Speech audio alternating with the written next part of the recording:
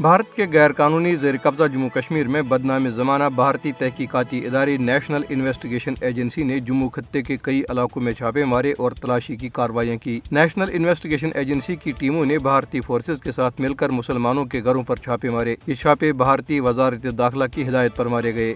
کل جماعتی حریت کانفرنس نے اقوام متحدہ پر زور دیا ہے کہ وہ جنوبی ایشیا میں پائیدار امن اور استحکام کے لیے تنازع کشمیر کو اپنی پاس کردہ قراردادوں کے مطابق حل کرانے کے لیے کردار ادا کرے۔ حریت ترجمان ایڈوکیٹ عبدالرشید منہاس نے سری نگر سے جاری ایک بیان میں کہا کہ اقوام متحدہ کی سلامتی کونسل نے کشمیریوں کے حق خود ارادیت کے حوالے سے ایک تاریخی قرارداد منظور کر رکھی ہے، جس پر بھارت نے بھی دستخط کیے ہیں۔ ترجمان نے کہا کہ مودی حکومت مقبوضہ علاقے میں مسلمانوں کی اکثریت کو اقلیت میں تبدیل کرنے کے مذموم منصوبے پر عمل پیرا ہے اور وہ کشمیری مسلمانوں کو اپنی شناخت، تہذیب اور تمدن سے محروم کرنے پر تلی ہوئی ہے۔ انہوں نے کہا کہ پاکستان تنازع کشمیر کا ایک اہم فریق ہے، وہ کشمیریوں کے حق خود ارادیت کا ایک زبردست حامی اور وکیل ہے جو ہر عالمی فورم پر مقبوضہ علاقے کے لوگوں کی بھرپور ترجمانی کر رہا ہے۔ ضلع بارہمولہ کے رفیع آباد اور دیگر علاقوں میں 23 مارچ کو منائے جانے والے یوم پاکستان کے حوالے سے پوسٹر چسپاں کیے گئے ہیں۔ پوسٹروں کے ذریعے پاکستان کو مبارکباد دیتے ہوئے کہا گیا ہے کہ کشمیری دراصل تکمیل پاکستان کی جدوجہد کر رہے ہیں اور وہ دن دور نہیں جب جموں کشمیر بھارتی چنگل سے آزاد ہو کر مملکت خداداد کا حصہ بنے گا۔ بھارت میں آل انڈیا مسلم پرسنل لا بورڈ نے وقف ترمیمی بل کے خلاف نئی دہلی کے جنتر منتر پر احتجاج کیا۔ احتجاج میں آل انڈیا مجلس اتحاد المسلمین کے سربراہ اسد الدین اویسی، جمعیت علماء ہند کے صدر محمود مدنی، سماجوادی پارٹی کے رہنما ادیش پرساد اور دیگر نے کھل کر بل کی مخالفت کی۔ احتجاج میں ترنمول کانگریس کی خاتون رکن پارلیمنٹ مہوا موئترا نے بھی شرکت کی۔ انہوں نے اپنی تقریر میں کہا کہ جب ایودھیا کے رام مندر ٹرسٹ میں کوئی مسلمان نہیں تو ہندوؤں کو وقف بورڈ میں کیسے شامل کیا جا سکتا ہے۔